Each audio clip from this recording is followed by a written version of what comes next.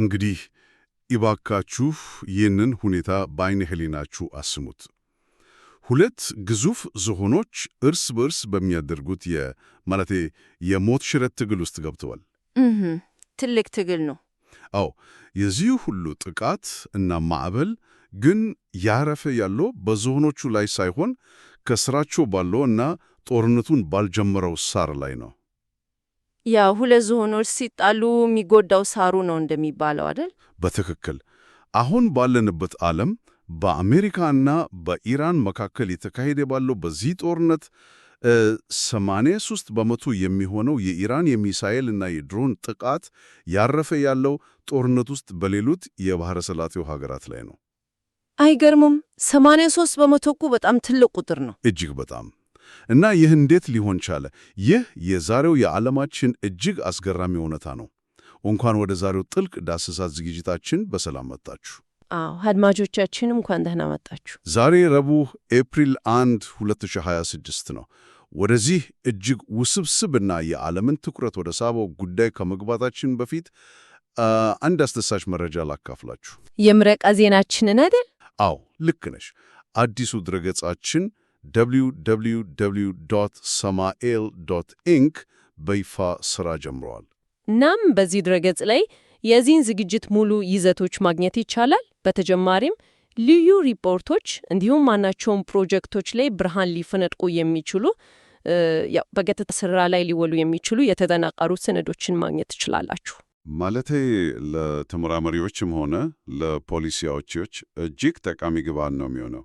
ሌላው ደግሞ ይህ የድምፅ ዝግጅታችን በስፖቲፋይ፣ አፕል ፖድካስት፣ አማዞን ሚውዚክ፣ ካስትሮ፣ ፖድቢን፣ ኦዲብል እና በሌሎችም ታዋቂ መተግበሪያዎች ላይ እንደሚገኝ ለማስታወስ ወዳለሁ። አዎ፣ በማንኛውም ምቹ መተግበሪያ ማዳመጥ ይችላሉ። እንግዲህ የዛሬው ጥልቅ ዳሰሳችን ዓላማ በአሜሪካ የተመራ ባለው ኦፕሬሽን ኤፒክ ፊውሪ የተሰኘ አጥቂ ዘመቻ እና በኢራን የአጸፋ እርምጃ ኦፕሬሽን ትሩ ፕሮሚስ 4 መካከል የባሕረ ሰላጤው ሀገራት ያሉበትን ወቅታዊ አቋም መመርመር ነው። ያለምንም ወገንተኝነት ባሉን መረጃዎች ላይ ብቻ ተመሰርተን የምናደርገው ዳሰሳ ነው የሚሆነው። በትክክል የገቡበትን ፈተና በጥልቀት እንመለከታለን። ታዲያ ከዚህ ግጭት ጀርባ ያለውን ስሌት ስንመለከት ጦርነት ውስጥ የሌሉ ሀገራት እንዴት የዚህ ሁሉ ሚሳይል ማረፊያ ሆኑ የሚለው ጥያቄ በራሱ ትልቅ እንቆቅልሽ ነው። እንግዲህ ይህ እንቆቅልሽ የሚፈታው የዘመናዊውን የውክልና ጦርነት እና የወታደራዊ ማዕከላት ፖለቲካን ስንረዳ ነው። ማለት የመረጃዎችን ስንመለከት ማንኛውም የባሕረ ሰላጤው ሀገር በዚህ ግጭት ውስጥ አብሮ አጥቂ አልሆነም። በወታደራዊ ቋንቋው ቀጥተኛ ተሳታፊ አይደሉም ማለት ነው አይደል? ልክ ነህ። ወታደሮቻቸውን አዘምተው ኢራንን እያጠቁ አይደለም። ነገር ግን የአየር ክልላቸውን፣ የሎጂስቲክስ መስመራቸውን እና ከሁሉም በላይ ደግሞ የአሜሪካን ጦር ኃይሎች በግዛታቸው ውስጥ በማስተናገዳቸው ምክንያት ብቻ ነው የኢራን ኢላማ የሆኑት። ማስተናገድ ብቻ? አዎ። ኢራን ያንን 83 በመቶ የሆነውን ጥቃቷን ያናጣረችት በእስራኤል ወይም በቀጥታ በአሜሪካ መሬት ላይ ሳይሆን በእነዚሁ የባሕረ ሰላጤው አገራት መሠረተ ልማቶች ላይ ነው። ቆይ ግን ይህን ነጥብ በደንብ ብንሞግተው በዓለም አቀፍ ሕግ ስንመለከተው አንድ ሀገር የሌላን ሀገር የጦር ሰፈር ስላስተናገደ ብቻ ጦርነት ውስጥ እንደገባ አይቆጠርም እኮ። ሕጉ እንደዛ ነው የሚለው። ይሄ እኮ ልክ ቤታችንን ለፖሊስ አከራይተን የፖሊስ ጠላቶች የሆኑት ወንጀለኞች ፖሊሱን ትተው እኛንና ቤታችንን ብቻ ኢላማ እንደሚያደርጉት ማለት ነው። ጥሩ ንጽጽር ነው አይደል? ኢራን ይህን ስታደርግ ዓለም አቀፍ ሕግን መጣሷ ብቻ ሳይሆን ያው ጉዳዩን እንደ ሰበብ ተጠቅማ ቀጠናውን በቁጥጥር ስር ለማድረግ ያሰበች አይመስልም። ያነሳኸው የፖሊስ እና የቤት አከራይ ንጽጽር የችግሩን ገጽታ በትክክል ያሳያል። ነገር ግን ምን ልበለህ፣ ከኢራን ስትራቴጂካዊ አንጻር ስንመለከተው ስሌቱ ሌላ ነው። እንዴት? አብራሪኝ እስኪ። የዩኤስ ኃይሎች በተባበሩት አረብ ኤሚሬቶች በሚገኘው አልዳፍራ የተሰኘ የጦር ሰፈር እና በኳታር በሚገኘው አሉደይድ የጦር ሰፈር ውስጥ ሰፍረው ይገኛሉ። እነዚህ የጦር ሰፈሮች ዝም ብለው ወታደሮች የሚተኙባቸው ካምፖች አይደሉም እኮ። አዎ፣ ግዙፍ ማዕከላት ናቸው። በትክክል የአሜሪካ አጥቂ ዘመቻ የነርቭ ማዕከላት ናቸው። ግዙፍ የራዳር ስርዓቶች፣ የሎጂስቲክስ ማስተባበሪያዎች እና የድሮን መቆጣጠሪያዎች የሚገኙት እዚሁ ነው። ስለዚህ ቴህራን ምን ትላለች? ሕጋዊ ኢላማ ናቸው ነው የምትለው? አዎ፣ እነዚህን አጥቂ ኃይሎች በግዛቱ የሚያስተናግድና መነሻ እንዲሆኑ የሚፈቅድ ማንኛውም ሀገር ለእኛ ደህንነት ቀጥተኛ ስጋት ስለሆነ ህጋዊ ኢላማ ነው የሚል የራሷን ትርክርት ፈጥራለች። ህጋዊ ይሁን አይሁን በተግባር ያደረገችው ያለው ይሄንን ነው።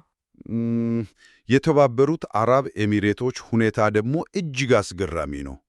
ማለት መረጃዎች እንደሚያሳዩት ከ2100 በላይ ድሮኖች እና ሚሳኤሎች ወደ ኤሚሬቶች ተተኩሰዋል። እጅግ በጣም ብዙ ነው። አዎ። ሆኖም ግን ኤሚሬቶች እነዚህን ሁሉ ጥቃቶች በአሜሪካ ሰራሽ በሆኑት እጅግ ዘመናዊ በሆኑት የአየር መከላከያ ስርዓቶች አማካኝነት በተአምር መከታለች። ታድና ፓትሪዮት በሚባሉት ስርዓቶች ማለት ነው። ልክ ነሽ። በዚህ መሃል ግን ኤሚሬቶች ዝም ብላ መመከት ብቻ ሳይሆን ከኢራን ጋር ያላትን የዲፕሎማሲ ግንኙነት ሙሉ በሙሉ አቋርጣ አምባሳደሯን እስከማስወጣት ደርሳለች እኮ። በትክክል ኤሚሬቶች የተጠቀመችው መከላከያ በከፍተኛ ከፍታ ላይ የሚመጡ ሚሳይሎችን የሚያመክነውና ዝቅተኛውን የአየር ክልል የሚሸፍነውን ዘመናዊ ቴክኖሎጂ በማጣማር ነው። ነገር ግን እዚህ ላይ አንድ ትልቅ ወታደራዊ ሂሳብ ስሌት አለ። የገንዘቡ ጉዳይ ነው። አዎ፣ መከላከያ ጋሻ መሆን ብቻውን የረጅም ጊዜ ስትራቴጂ ሊሆን አይችልም። ምክንያቱም የኢራን ድሮኖች ጥቂት $1000 ብቻ ነው የሚያወጡት። በጣም ርካሽ ናቸው ማለት ነው። ልክ ነው። እነሱን አድኖ ለመምታት ግን ኤሚሬቶች የምትተኩሰው የእያንዳንዱ ሚሳይል በሚሊዮን የሚቆጠር $1 ያወጣል። የጥቃቱ መጠንና ፍጥነት በዚህ ከቀጠለ የቱንም ያህል ሀብታም ቢሆኑ የአየር መከላከያ ስርዓታቸው ጥይት መጨረሱ አይቀሬ ነው። መዛሉ አይቀርም ነው የምትይኝ። እሺ፣ መከላከያ ብቻ መሆን በቂ ካልሆነ እና ሂሳቡም የማይወጣ ከሆነ ወደ ሌላ አዲስ ስትራቴጂ መሸጋገር ግድ ይላል ማለት ነው። ነገሩ ይበልጡ የሚገርመው እዚህ ጋር ነው። ወደ ሳዑዲ አረቢያ ውሳኔ ልንመጣ ነው። አዎ፣ ይህ የስትራቴጂ ለውጥ ሳዑዲ አረቢያ የወሰደችውን የቅርብ ጊዜ እና እጅግ ደፋር ውሳኔ እንድንመለከት ያደርገናል። በማርች 24 2026 ሳዑዲ አረቢያ ኪንግ ፋሃድ ኤርቤዝ የተባለውን በጣይፍ ከተማ የሚገኘውን ትልቁን የጦር ሰፈሯን አሜሪካና እስራኤል ለሚያደርጉት አጥቂ ዘመቻ ክፍት አድርጋለች። ይሄ በጣም ከባድ እርምጃ ነው። በጣም እንጂ። ይሄ ማለት እኮ ሳዑዲ ከመከላከል አልፋ የጥቃቱ አስተባባሪ ወደ መሆን ተሸጋግራለች ማለት ነው። እንግዲህ ይህ እጅግ በጣም ትልቅ የፖለቲካና የወታደራዊ ስትራቴጂ ሽግግር ነው። የጦር ሰፈሩ በጣይፍ ከተማ ውስጥ መገኘቱ እንዲሁ በአጋጣሚ ተመረጠ አይደለም። ጂኦግራፊያዊ ጠቀሜታ አለው አይደል? በትክክል። አብዛኛዎቹ የባህረ ሰላጤው ሀገራት የጦር ሰፈሮች ለባህር ዳርቻ ቅርብ በመሆናቸው ከኢራን የሚነሳ ድሮን በደቂቃ ውስጥ ይደርስባቸዋል። ጣይፍ ግን ከባህር ዳርቻ ርቃ ወደ መካ ከተማ ተጠቅታ በውስጠኛው የሀገሪቱ ክፍል የምትገኝ ነች። መሃል ላይ ነች ማለት ነው። አዎ። ይህ ርቀት ከኢራን የሚመጡ የድሮን ጥቃቶችን አስቀድሞ ለማየትና ለመምታት ያስችል የተሻለ የዝግጅት ጊዜ ይሰጣቸዋል። ስትራቴጂካዊ ጠቀሜታው ይህ ነው። ነገር ግን ከዚህም በላይ የፖለቲካ ትርጉሙ እጅግ የገዘፈ ነው። ልክ ነሽ። የፖለቲካ ትርጉሙን ሳስበው አንድ ትልቅ ጥያቄ ይፈጠርብኛል።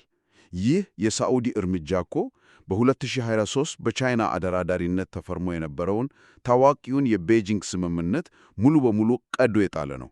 ማለቴ ያፈረሰ ነው። ሙሉ በሙሉ ያ ስምምነት ፈርሷል። ያ ስምምነት እኮ ሳዑዲና ኢራን ዲፕሎማሲያዊ ግንኙነታቸውን እንዲያድሱና አዲስ የሰላም ምዕራፍ እንዲጀምሩ አድርጎ ነበር። ታዲያ የሳዑዲ መሪዎች ለምን ይህንን ስምምነት አፍርሶ የኢራንን የጦር መሳሪያና የሚሳኤል ማምረቻ መሰረተ ልማት ከነጭራሹ ለማወደም ወይም በወታደራዊ ቋንቋው ቶታል ዲካፒቴሽን እንዲደረግ ለምን ተገፋፉ? ሰላሙን ለምን አልመረጡም? ይህ እንግዲህ የሁኔታዎችን መለወጥ በትክክል የሚያሳይ ሞጋጭ ጥያቄ ነው። የሳዑዲ ትዕግስት እንዴትና ለምን እንዳለቀ መረዳት አለብን። እሺ፣ ምን ተፈጠረ? የቤጂንግ ስምምነት ተፈርሞ ሳለ ኢራን በተዘዋዋሪ በሳዑዲ ምስራቃዊ ግዛት እና በዋና ከተማዋ ሪያድ ላይ እጅግ ከባድ የድሮን እና የሚሳኤል ጥቃት ማድረሷን አላቆመችም ነበር። በውክልና ኃይሎች በኩል ማለት ነው። አዎ፣ ይህ ጥቃት ለሳዑዲ መሪዎች አንድ ግልጽ መልእክት አስተላልፈዋል። በወረቀት ላይ የተፈረመ ገለልተኝና ስምምነት ዋስትና አይሰጠንም የሚል። ስለዚህ ምን አሉ? ማስተዳደርና መከላከል የምንችለው አደጋ ስለሆነ ብቸኛው መፍትሄ የችግሩን ምንጭ ከስሩ መንቀል ነው ከሚል መደምደሚያ ላይ የደረሱን ይመስላል። በቃ ማምረቻውን አውድም አሉ። በትክክል። የኢራን የጦር መሳሪያ ማምረቻዎች ሙሉ በሙሉ እንዲወድሙ ፈለጋቸው። ለዚህ ነው የቤጂንግ ስምምነት በተግባር ሲፈተን ውሃ መያዝ አልቻለም። የጦር ሰፈሮች ክፍት መሆንና የሳውዲ ወደ አጥቂነት መሸጋገር ደግሞ የኢራንን ጸባይ ይበልጥ አባብሶታል። ኢራን አሁን ኢላማውን ቀይራለች እኮ። ኢኮኖሚው ላይ አነጣረች። ልክ ነሽ። ጥቃቱ በወታደራዊ ተቋማት ላይ ብቻ የተወሰነ አይደለም። በቀጥታ ወደ ወሳኝ የኢኮኖሚና የመሠረተ ልማት ማዕከላት አዙራለች። እስኪ የደረሰውን የኢኮኖሚ ጉዳት መጠን እንመልከት። እጅግ አሳሳቢ ነው። በኳታር የሚገኘው ግዙፉ ራስ ላፋን የተፈጥሮ ጋዝ ማምረቻ ተመቷል። በዚህም የተነሳ 17 በመቶ የሚሆነው የወጪ ንግድ አቅም በአንድ ጀንበር በመቋረጡ ምክንያት ኮምፓኒያው ከአቅም በላይ ሆነ ችግር ወይም በሕግ አጠራሩ ፎርስ ማዦር ማወጁን አስታወቀ። ይህ ለአውሮፓም ትልቅ ራስ ምታት ነው። በጣም። ኩዌት ደግሞ በማርች 30 የውሃና መብራት ጣቢያዋ ክፉኛ በመመታቱ የራሽን ስርዓት ማለት ውሃና መብራት በፈረቃ ለማደል ተገዳለች። ይህ ተራ የወታደራዊ ኢላማ ለውጥ አይደለም። በሳውዲ አረቢያ የሻይባህ ዘይት ማውጫ ስፍራዎች እንዲሁም በባህሬን የዘይት ማጣሪያና ቁልፍ የውሃ ማጣሪያ ጣቢያዎች ላይ ከፍተኛ ጉዳት ደርሷል። ውሃ ማጣሪያን መምጣት እኮ የሕዝብን ሕይወት ቀጥታ አደጋ ላይ መጣን ነው። አዎ፣ ይህ ሆን ተብሎ የተቀናበረ የኢኮኖሚ እና የስነ ልቦና ጦርነት ነው። እዚህ ላይ የኢራንን ዋና ዓላማ እናብራራ። ኢራን ባህረ ሰላጤውን የኢንሹራንስ ዋስትና የማይገኝለት ቀጠና ማድረግ ነው የምትፈልገው። አንኢንሹራብል ይሉታል አይደል? ይህንን የኢንሹራንስ ዋስትና ጉዳይ ትንሽ ግልጽ ብናደርገው አድማጮች በደንብ ሊረዱት ይችላሉ። እስኪ አንተ አብራራ። ያው የዓለም ንግድ የሚንቀሳቀሰው በመርከቦች ነው። መርከቦች ደግሞ ያለ ኢንሹራንስ 1 ኪሎ ሜትር አይጓዙም። ቀጠናው በየቀኑ በሚሳይል የሚደበድ ከሆነ ግዙፎቹ የኢንሹራንስ ኩምፓኒዎች ለመርከቦቹ ዋስትና አንሰጥኝ ይላሉ። ርስቁ ከፍ ስለሚል ማለት ነው። በትክክል። ያ ሲሆን መርከቦቹ ጉዟቸውን ያቆማሉ። የነዳጅና የጋዝ አቅርቦት ይቋረጣል። ይህ ግጭት በመካከለኛው ምስራቅ ብቻ የሚቀር አይደለም። ይልቁንም የዓለምን የኢኮኖሚ የደም ስር የመቆረጥ ሙከራ ነው ማለት እንችላለን። አብራራው። ይህ ስልታዊ የኢኮኖሚ ጫና መፍጠር ነው።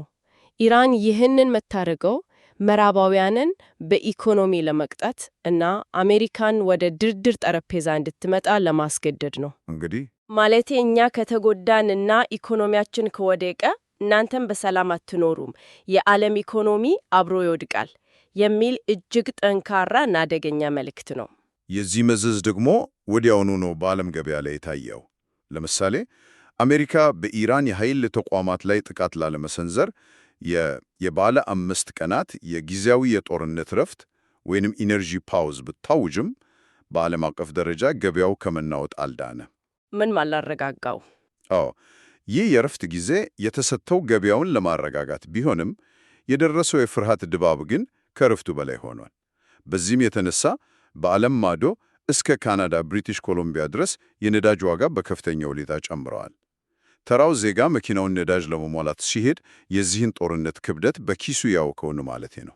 አዎ፣ የአሜሪካ የባለ 5 ቀናት ረፍት ማወጅ ስልታዊ እርምጃ ነበር። የዓለም የነዳጅ ገበያ ሙሉ በሙሉ እንዳይፈረስ የተደረገ ሙከራ። ነገር ግን እንዳነሳኸው ፍርሃቱ ቀድሞ ተሰራጭቷል። በቃ ፓኒክ ተፈጠሯል። ልክ ነው። አቅርቦት ይቋረጣል የሚለው ስጋት ብቻውን ዋጋን ወደ ሰማይ አወጥቶታል። ኢራን በትክክል የፈለገችውም ይህን የዓለም አቀፍ ማህበረሰብ ጫጫታ እና የኢኮኖሚ ጩኸት ነበር እኮ። እሺ፣ እስካሁን የውክልና ጦርነቱን፣ የሳውዲን ስትራቴጂካዊ ሽግግርና የዓለምን ኢኮኖሚ ቀውስ በዝርዝር አየን። ይህ ሁሉ የሆነ መሪዎቹ ደግሞ ሀገራቸውን ለማትረፍና በስልጣን ለመቆየት የዲፕሎማሲ ካርዳቸውን እንዴት የተጫወቱ ነው የሚለው ሌላኛው ትልቅ ነጥብ ነው። እጅግ በጣም የተለያየ አቋም ነው አላቸው። ያው ሁሉም የባህረ ሰላጤው ሀገራት እኩል ጥቃት ደርሶባቸዋል፣ ግን የሰጡት የዲፕሎማሲ ምላሽ እጅግ የተለያየ ነው። አንድ ወጥ የሆነ ቀጠናዊ አቋም የላቸውም። ለምሳሌ ባህሬንም ብንወስድ ሙሉ በሙሉ ከአሜሪካ ጋር ተሰልፋለች። ምንም አይነት ትርትር ውስጥ አትገባ። ምንም አይነት የዲፕሎማሲ ማሽኮርመም አላሳየችም።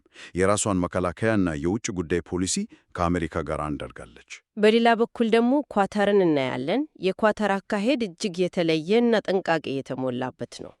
ኳታር ከፍተኛ የኢኮኖሚ ጉዳት ቢደርስባትም የራስ ላፋን ማዕከሏ ቢመታም አሁንም እንደ ዋና አደራዳሪና የጀርባ በር የዲፕሎማሲ ድልድይ ሆና እያገለገለች ነው። የኳታር የተለመደ ስልታ ነው አይደል? አዎ፣ ይህ የኳታር የተለመደ የውጭ ጉዳይ ፖሊሲ ነው። ጥቃት እየደረሰባትም ቢሆን ከሁሉም ወገን ጋር የመነጋገር አቋሟን እና ገመዷን አትበጥስ። ግን እኮ ከሁሉም የምትለየው ኦማን ናት። ኦማንን ብንፈልግ የመካከለኛው ምስራቅ ስዊዘርላንድ ብላት ያንሳታል። እውነት ነው። በጠቅላላው ቀጠና ውስጥ ብቸኛዋ ልዩ ሀገር ናት። አሜሪካ የምታደርገውን አጥቂ ዘመቻ በግልጽ አውግዛለች። በመሆኑም በሌሎቹ ሀገራት ላይ የደረሰው አይነት ከባድ የመሠረተ ልማት ጥቃት በኦማን ላይ አልደረሰም። አዎ፣ ምንም አልተነካች።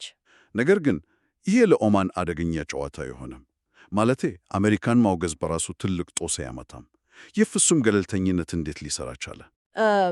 አሜሪካን ማውገዟ ላዩን ሲታይ አደገኛ ሊመስል ይችላል። ነገር ግን እዚህ ላይ የዲፕሎማሲውን ጥልቅ ሚስጥር መረዳት ያስፈልገናል። ያው ሚስጥሩ ምንድን ነው? ኦማን ድንበሮቿን እና የዲፕሎማሲ መስመሮቿን ለሁሉም ወገን ክፍት አድርጋ ማቆየቷ ለራሷ ለአሜሪካም ጭምር እጅግ አስፈላጊ ነው። እንዴት? ለአሜሪካ ለምን አስፈለገ? ምክንያቱም የቱንም ያህል ከባድ ጦርነት ቢካሄድ በመጨረሻ ሚሳኤል ሲያልቅ እና ሁሉም ሲደክም ተፋላሚዎቹ ቁጭ ብሎ የሚነጋገሩበት እና ስምምነት የሚፈራረሙበት ገለልተኛ ጠረጴዛ ያስፈልጋቸዋል።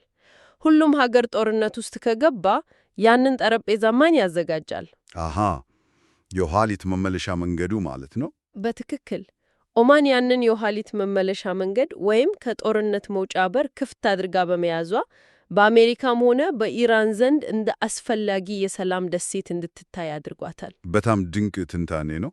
እስካሁን የተነጋገርነው ሰፋ ያለ ሐሳብ በአጭሩ ስናጠቃልለው የባሕረ ሰላጤው ሀገራት መጀመሪያ ላይ አሜሪካ ሰራሽ በሆኑ የአየር መከላከያዎች አማካኝነት ጥቃትን ለመቀልበስ ብቻ ሞክረው ነበር። አዎ። ሆኖም መከላከል ብቻ በቂ ባለመሆኑ ሳውዲ አረቢያ የጣይፍን የጦር ሰፈር ለአጥቂ ኃይሎች ክፍት በማድረግ ትልቅ ስትራቴጂካዊ ሽግግር አድርጋለች። በዚህም የ2023ቱ የቤጂንግ የሰላም ስምምነት ሙሉ በሙሉ ፈርሷል። ልክ ነህ። ይህንን ተከትሎ ኢራን ኢላማዋን ወደ ኢኮኖሚ በማዞር የዓለምን የነዳጅና ጋዝ አቅርቦት የሚያናውጡ ጥቃቶችን ፈጽማለች። በዲፕሎማሲው መድረክ ደግሞ ከባህሬን ሙሉ አሜሪካዊ ጥምረት እስከ ቋታር አደራዳሪነት እና የኦማን ፍጹም ገለልተኝነት የሚደርስ ሰፊና የተለያየ አቋም ተመልክተናል። እንግዲህ የሚያሳየን ቀጠናው ምን ያህል እጅግ የተወሳሰበ መሆኑንና እያንዳንዱ የሀገር መሪ ውሳኔ የዓለምን የፖለቲካና የኢኮኖሚ ሚዛን በሰከንድ ውስጥ ሊቀይር የሚችል መሆኑ ነው። ምንም ጥርጥር የለውም።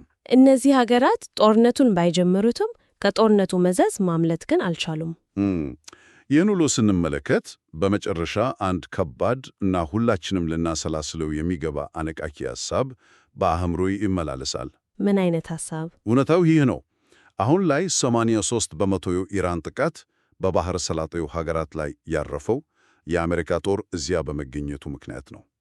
ችግሩን ያመጣው የውጭ ኃይል መኖሩ ነው አይደል? አዎ፣ እሱማ ግልጽ ነው። ነገር ግን በሌላ በኩል እነዚህ ሀገራት ከጥቃቱ የተረፉትና መከላከያቸው ሙሉ በሙሉ ማለት ይቻላል በአሜሪካ ቴክኖሎጂ ላይ የተመሰረተ በመሆኑ ነው። አሜሪካን ጥገው ነው የተረፉት። ታዲያ ይህ ቀውስ ሲያበቃ ወይም ምናልባትም የፖለቲካ ነፋስ አቅጣጫውን ቀይሮ የአሜሪካ ጦር ቀጠናውን ለቆ ቢወጣ ምን ይፈጠራል? እጅግ አሳሳቢ ጥያቄ ነው። እነዚህ ሀገራት የራሳቸውን ሰማይ በራሳቸው አቅም መጠበቅ የሚችሉበት ሉዓላዊ የጸጥታ ስርዓት አለመገንባታቸው ለወደፊቱ ምን አይነት የህልውና አደጋ ሊፈጥርባቸው ይችላል? ዋነኛው ጠላታቸው የኢራን ሚሳይል ነው ወይስ በውጭ ቴክኖሎጂ ላይ ያላቸው ፍጹም ጥገኝነት? ይህ እጅግ በጣም መሰረታዊ ጥያቄ ነው። ምን ልበለ፣ የቴክኖሎጂ ጥገኝነት እኮ የዘመናችን ትልቁ ባርነስ ነው። የራሳቸውን ሰማይ መቆጣጠር እስካልቻሉ ድረስ የሌሎች ሀያላን ሀገራት የቼዝ ጠረጴዛ ላይ ያሉ ተራ ፓውን ከመሆን አያመልጡ። አዎ፣ መጀመሪያ ላይ ወደ አነሳነው ብሂል ስንመለስ ሁለት ዝሆኖች ሲጣሉ የሚጎዳው ሳሩ ነው ብለናል። ነገር ግን ዝሆኖቹ ተጣልቶ ሲጨርሱ እና አካባቢውን ለቀው ሲሄዱስ ሳሩ ምን ይሆናል የሚለው ነው አይደል? በትክክል። የተረገጠው ሳር በራሱ ጊዜ እና አቅም መልሶ ማቆጥቆጥ ይችላል ወይስ ለዘለቄታው ከስሩ ደርቆ እና ወድሞ ይቀራል? ይህ ለቀጣይ የብቻ ማሰላሰያ ለእናንተ ለአድማጮቻችን የምንተው የነገ ጥያቄ ነው። አዎ፣ የእያንዳንዱ ሰው ሊያስብበት የሚገባው ጉዳይ ነው። የዛሬው ጥልቅ ዳሰሳችን በዚህ ይጠናቀቃል። ስለተከታተላችሁን ከልብ እናመሰግናለን። ጊዜያችሁን ሰጥታችሁ ይህንን እጅግ ውስብስብ ጉዳይ ከእኛ ጋር ስለመረመራችሁ ትልቅ አክብሮት አለን። በቀጣይ ሌላ ጥልቅ ዳሰሳ ይዘን እስከምንገናኝ ድረስ መልካም ጊዜ። መልካም ጊዜ አድማጮቻችን።